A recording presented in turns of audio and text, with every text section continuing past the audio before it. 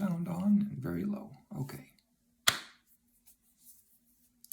Gente.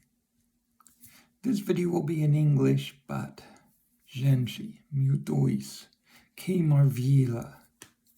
So I went to Coimbra with a friend recently and visited the University of Coimbra and the Library of Joanina. Oh, it's a book lover's paradise, let me tell you. It's breathtaking. So this is one of the most amazing and historic libraries in the world. They don't allow pictures inside, unfortunately, so I don't have any really great pictures to show. But I bought an illustrated book at the gift shop for like 10 euros, and I do have some like scans to show you, so not great images to go with this video, but we do what we can. Mostly I just want to talk about my feelings about this place, because wow. So the University of Coimbra was founded in 1209, making it one of the oldest universities in the world. The library in its current form opened in 1728 after 12 years of work, but much of the collection is older than that. Now this was during the height of Portugal's colonial empire, for better or worse, and it was a rich country.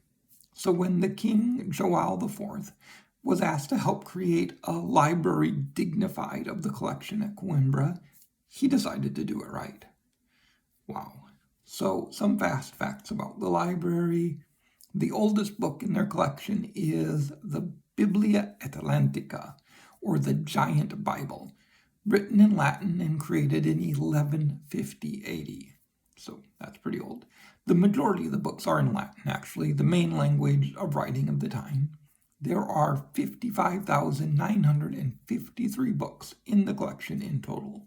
They're organized by subjects, including humanities, arts, medicine, history, law, natural philosophy, or in other words, science, theology, and literature. And they represented a huge part of the knowledge of that time period. And the king truly spared no expense decorating the library. Every surface abounds with paintings, including the ceiling, which is gorgeous. But despite this, the preservation of the books was also in the creators' minds.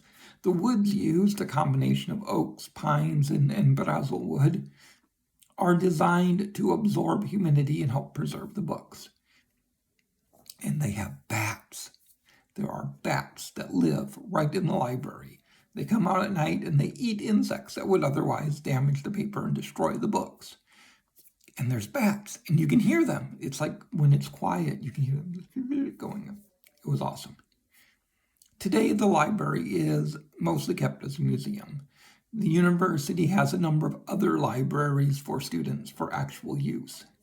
Entrance to the library is from underneath through one of the university's back doors into the university's prison. That's right. The prison academica, the academic prison. When it was founded, the University of Coimbra was granted its own jurisdiction, and they had their own prison.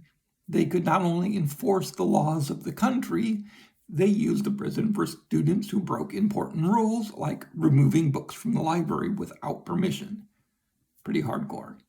The students were kept in small cells and were often subject to corporal punishment, this being like the medieval time. But during the day, they were often let out to continue their studies. In fact, one of the books that I read this year, Amor de Perdição, mentions this. The main character is discovered to have ties to the Republican movement, and this book takes place during the monarchy. And so he was a revolutionary, and he spent 6 months in the Coimbra prison academica. So that was kind of interesting. From there, you go up into the library itself. The library is kept cool and dark to help preserve the books and the paintings. If you are quiet, you can just barely hear the bats, or at least I thought so. Maybe I was fooling myself, but I was excited. Today, you can't pull the books off and peruse them, unfortunately. However, in the old days when you could, there are reading nooks on the edge of the library with small side rooms hidden behind long curtains, each with a seat and a desk and a large window for plenty of light for reading. Professors from the university and researchers from around the world can request and look at the books. That alone makes me want to study at the university just to look at some of those books close up. In the meantime, if you visit Portugal, the library is definitely worth a visit. Coimbra is about 2.5 hours from Lisbon by bus, and it has enough to do for a couple of days visit at least. The library itself is a bit on the pricey side. It cost €7 just to enter the library. Most museums in Portugal run around €3 to €5. But you can buy a combination ticket that gets you into the library, the university's chapel, which is another just gorgeously amazing place, and into the Museum of Chemistry, which is also quite fascinating. And the combination ticket is €13 and definitely worth it. And if you love books as much as I do, this library should definitely be on your bucket list. So that's what I wanted to talk about today. And I will put links down in the description so you can look online at the library in the academic prison and see some better pictures than what I have, and also for the university itself. And that's it. I just wanted to talk about that today. So if you liked it, give it a thumbs up. Yeah, subscribe if you want more, and we will see you next time.